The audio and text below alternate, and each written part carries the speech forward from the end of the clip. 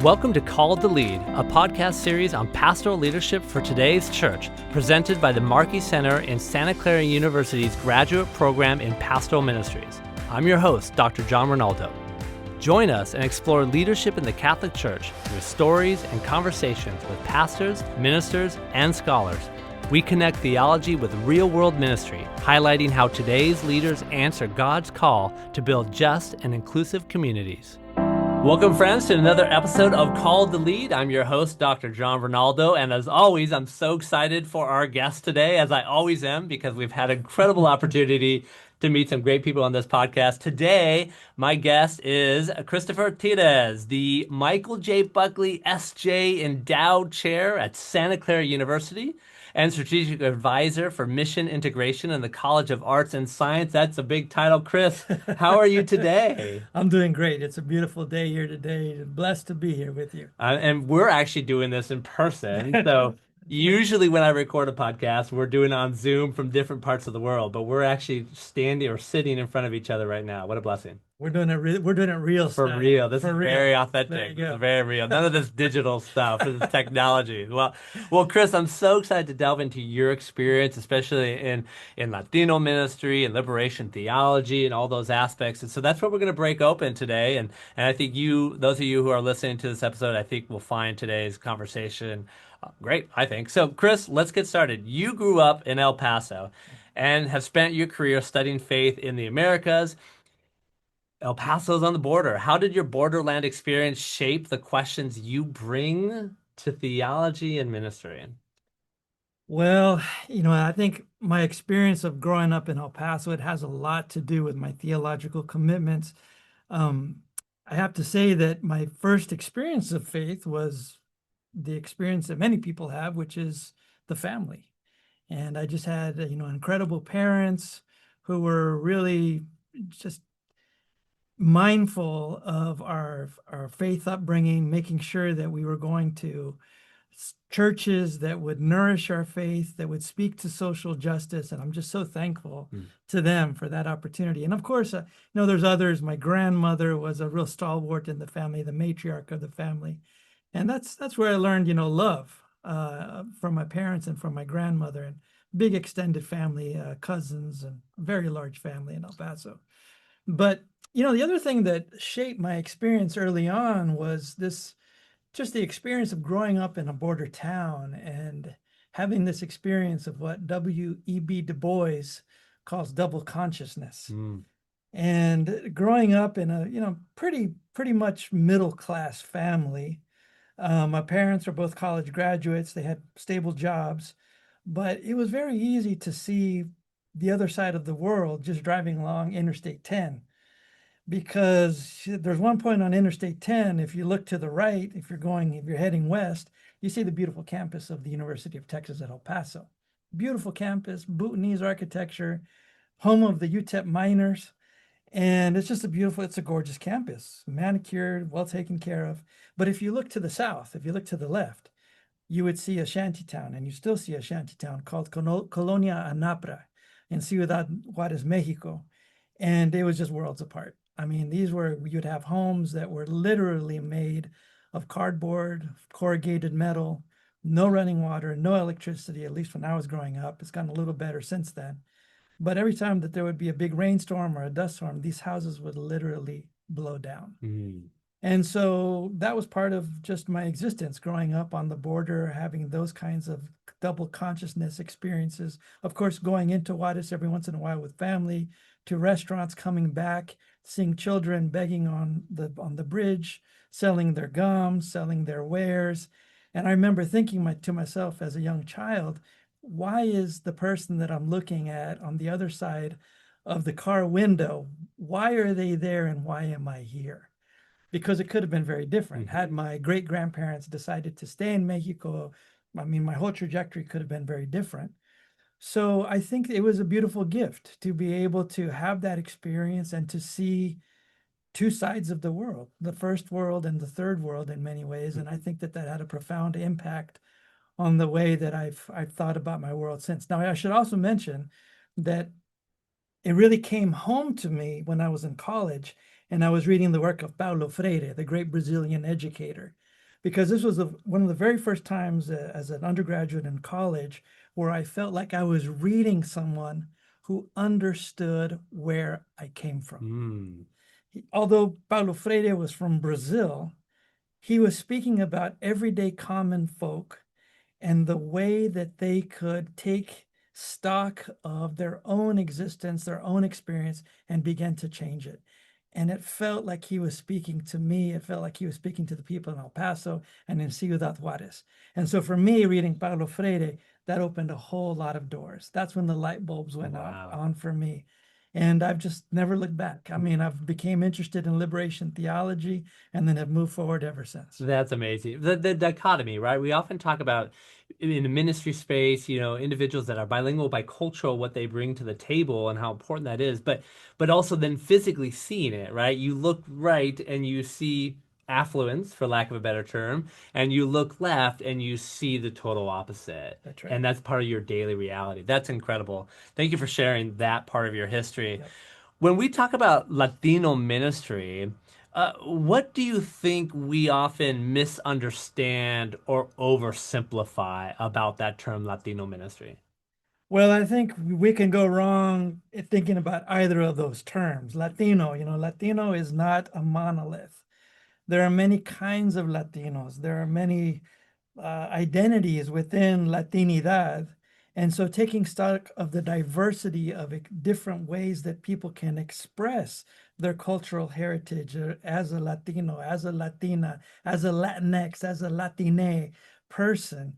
I mean, it varies widely. So I think the first thing is just to remind ourselves that there's really a wonderful constellation of Latino identities and learning how to embrace that.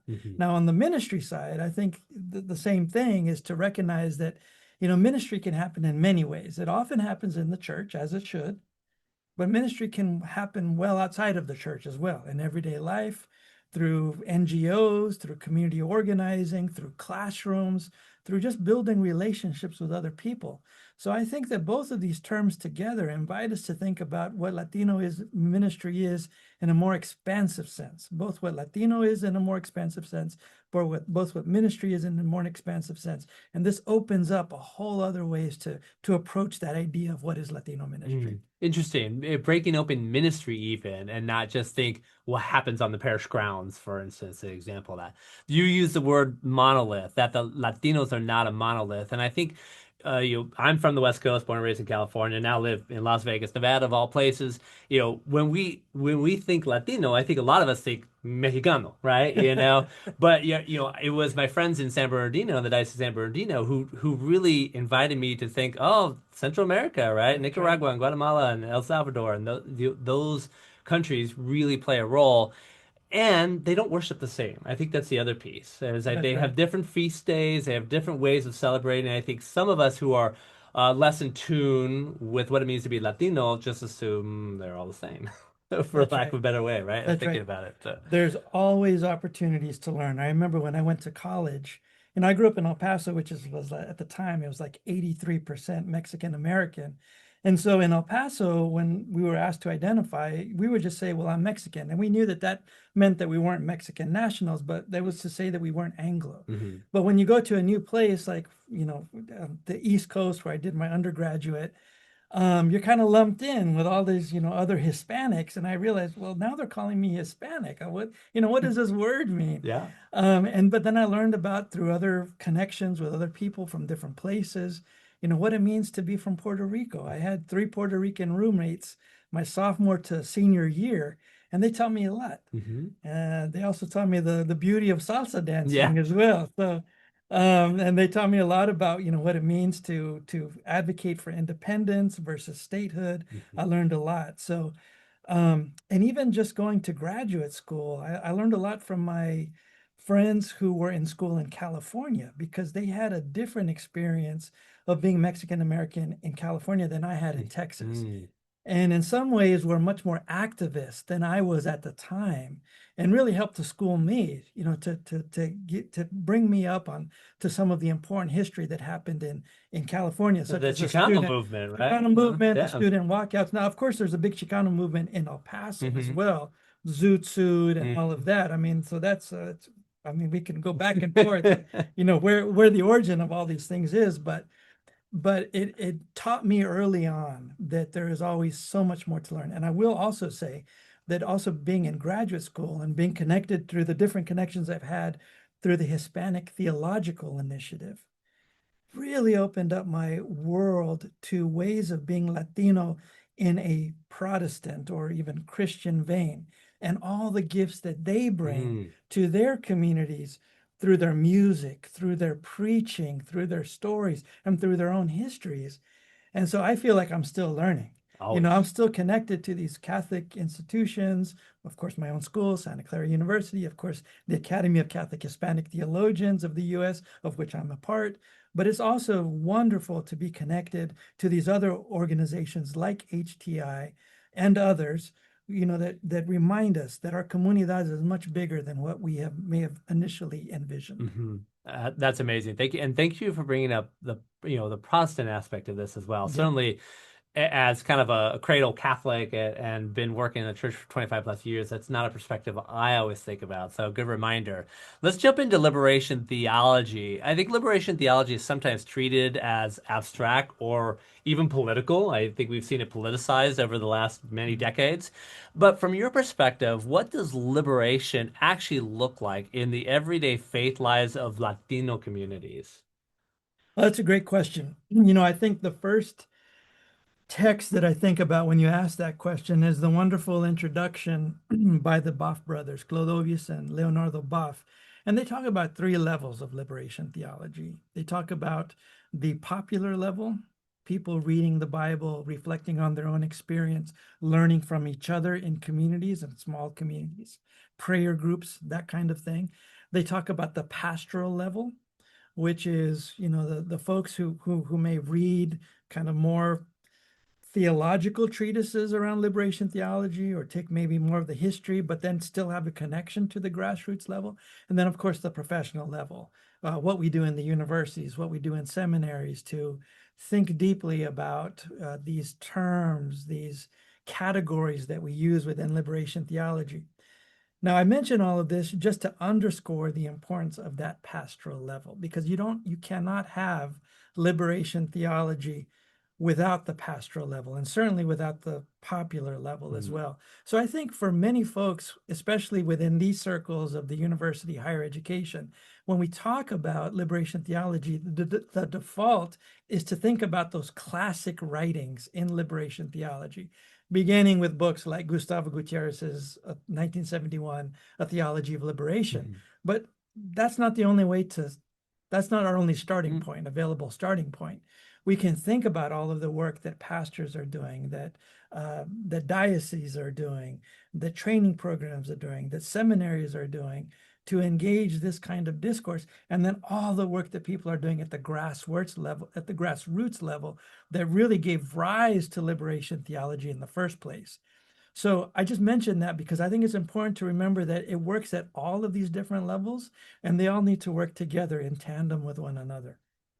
Thank you for that, because I think, liberation theology, I think, gets confused or convoluted, especially for those of us who maybe aren't studying it. We're getting whatever soundbite is out there in the community today. So when we talk about U.S. Latin theology, how does U.S. Latin theology build on, but also differ from classical Latin American liberation theology? Those the big terms. You're gonna need to break some of that open for us, but this is a lot of your specialty, a lot of your work, and Yeah. so want to kind of delve on that. How are they connected? How are they building on? How are they separated? Yeah, so let me take one step back, and maybe this will also address what you asked in the in the first question.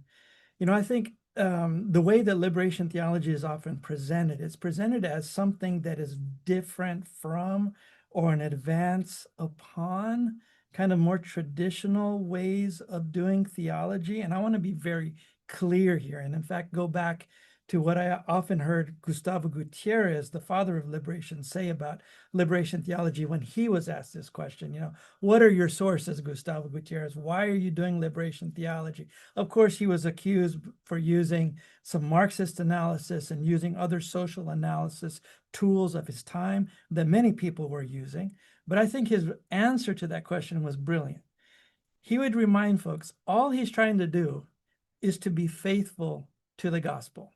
So for him, that's what liberation theology is. It's reading the gospel in a faithful way that speaks to the wounds and the hopes of people in today's world.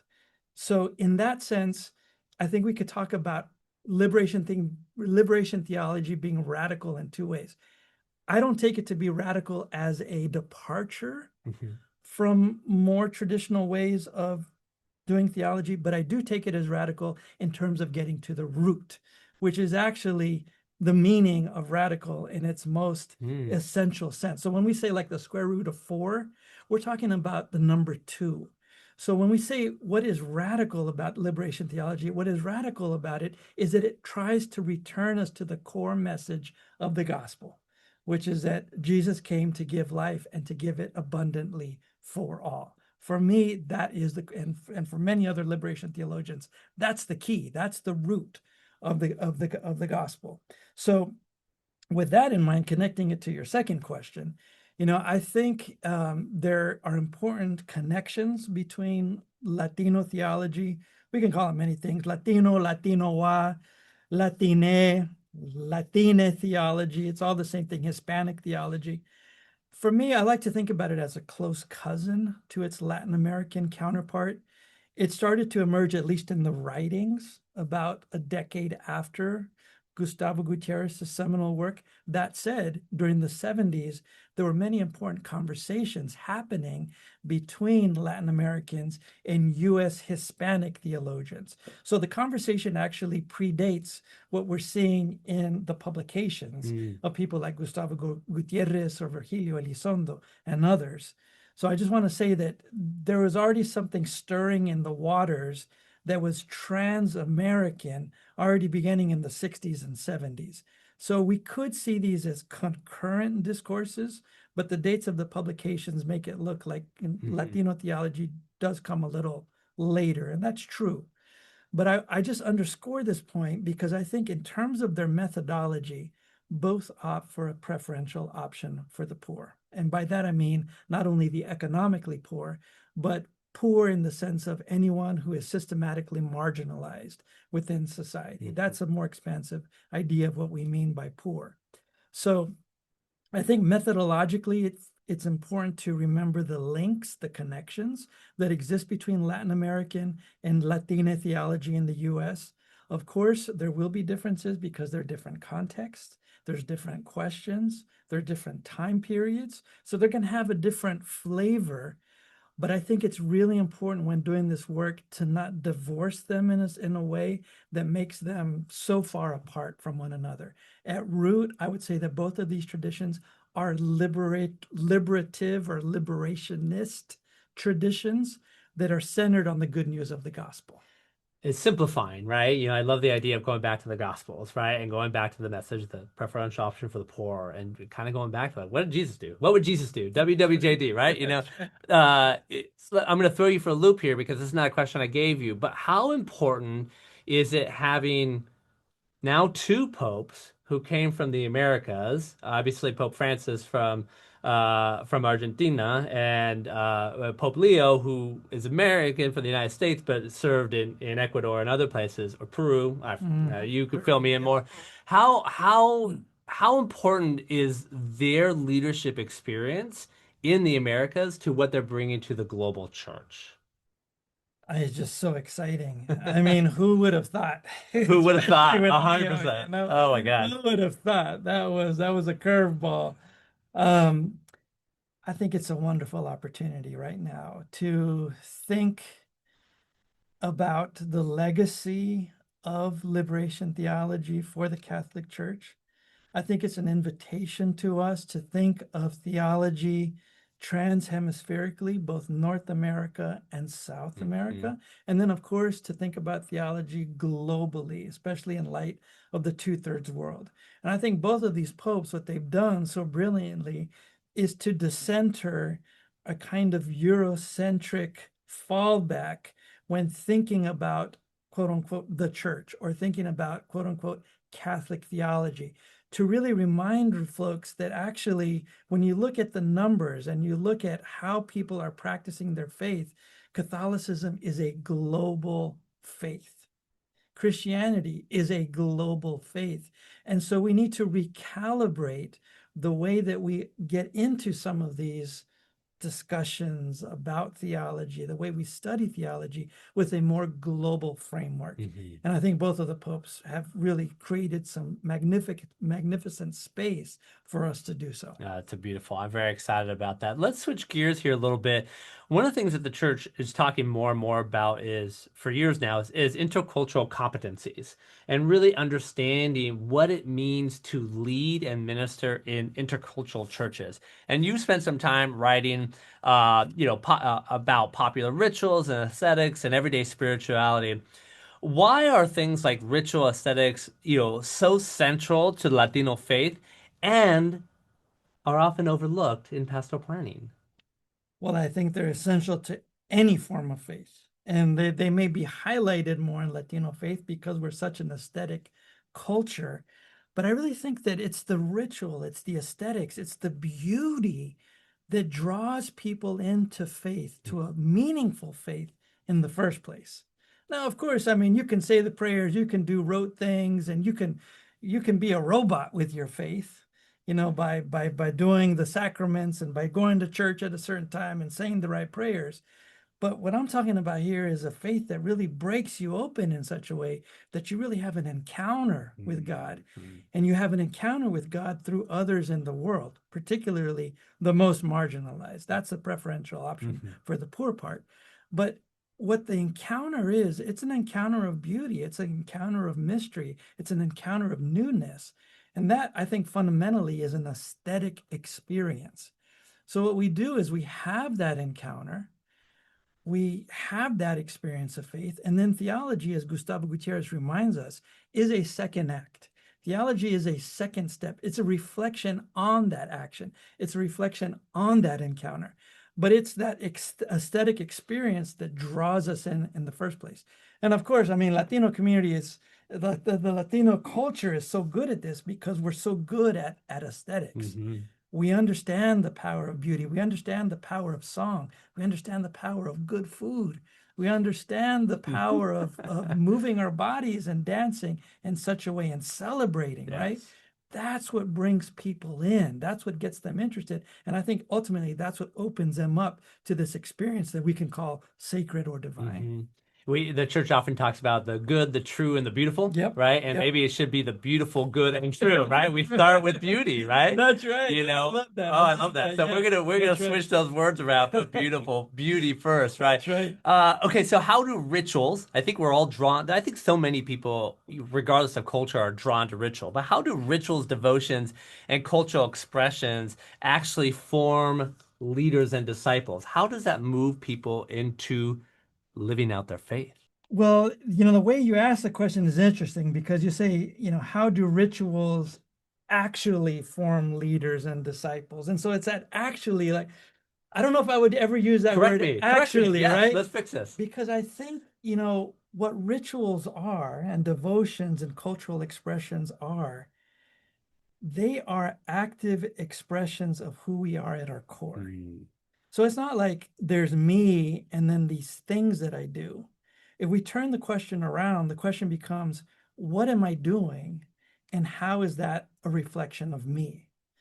And so this is a more philosophical question, perhaps. And this is one of the reasons that I'm so drawn to the tradition of US philosophical pragmatism, because for pragmatism, this is a central tenet.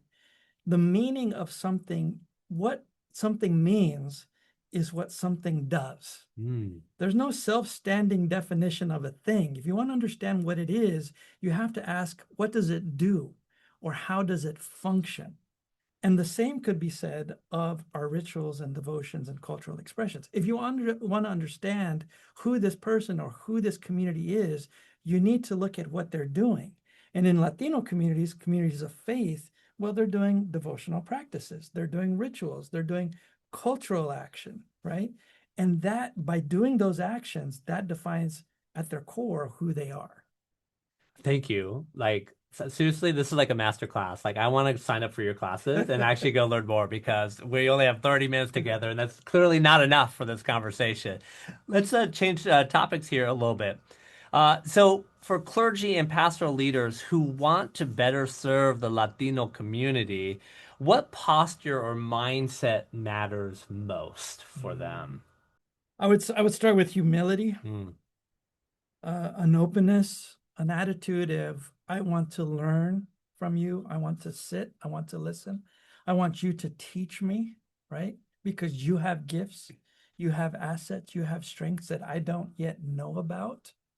So I think that posture of humility is really important. Along with that, I would say an attitude of openness and inquisitiveness, being curious about others and how they experience faith. And again, this can happen in all sorts of ways. It can happen in ways that are connected to the church and ways that really, on the face of it, may seem to have little to do with kind of traditional expressions of faith. And we haven't talked about this yet. I mean, we've talked about Latino communities, we've talked about people within faith communities, but there's a large segment of the Latino population who I would identify as seekers, and they may identify themselves as maybe spiritual but not religious. Maybe they grew up in a religious household, they understand some of the symbols, but they themselves don't really see themselves there, but still know that there's something powerful about this idea of being a spiritual person or trying to lead a spiritual life.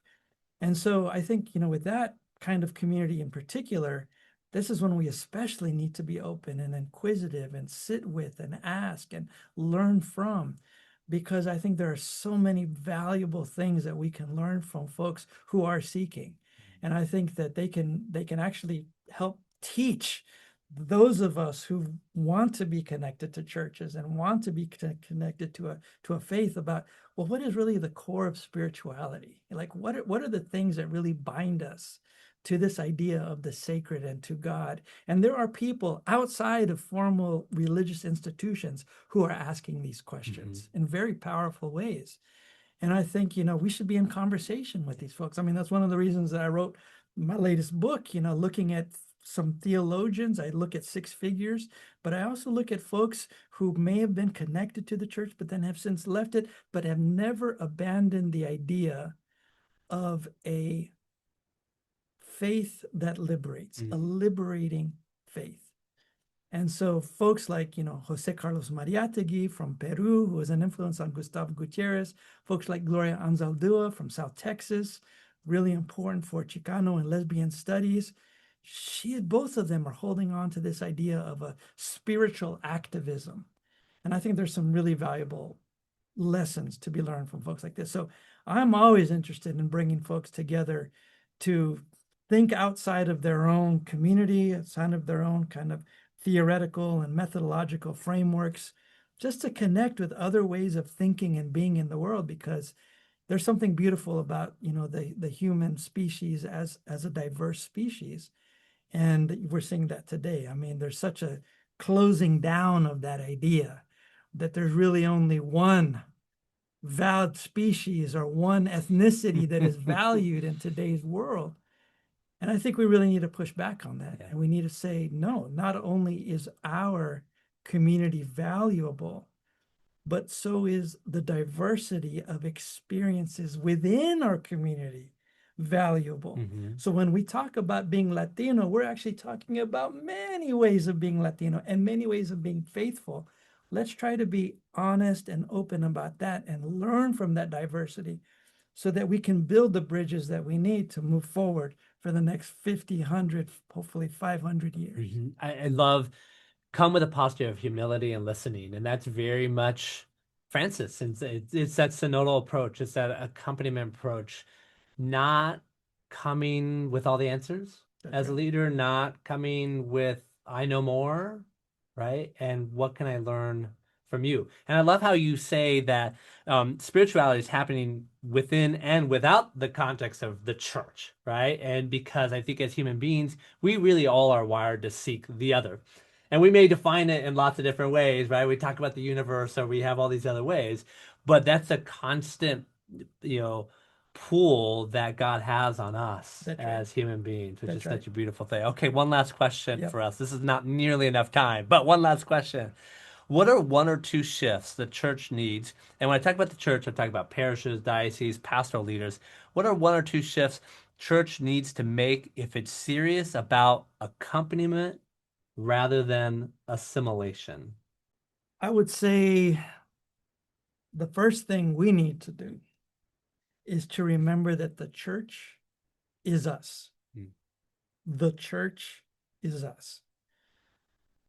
So it's easy to ask, should the church do about X, Y, or Z, and to imagine the church as this thing that is so far away from us in Rome or with the bishops or with the cardinals, and to forget that we actually can perform what it is to be church in our everyday lives.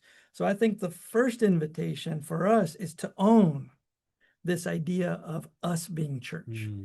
Now, People what of God, right? people of God, that's right. Church as the people of God. I mean, the church is many things, Yeah. right? There's many models of church, but I think it's important, especially for lay folk, to own that we are part of the people of God through our baptism, priest, prophet, and king.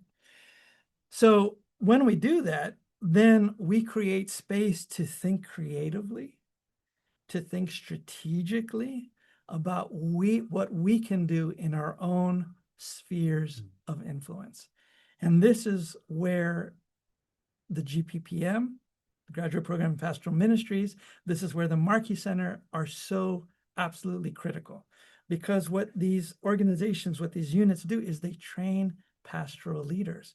And they're training folks to remind them that they are active agents in history, that as agents of the church, they have their own spheres of influence to creatively make the church into something new in their own context. And so I think really the work of the GPPM and the work of the Markey Center is to remind folks of that and then open up new possibilities for imagining what it means to do our work better as pastoral leaders. And that could be many things. I mean, that could be like just working in the churches, doing the workshops that you need to do with particular people within the church. Could be one thing, right? Doing workshops better, something like that. It can also mean thinking better in a theological vein. So really going deep in your theology, really thinking about some questions that you may not have a chance to think of outside of these programs. So taking that seriously and thinking about new opportunities outside of churches. What can community organizers teach us about how to build community within churches? And I'll probably end here. I mean, I just want to mention this. There's a lot of exciting work now happening at the university around community organizing.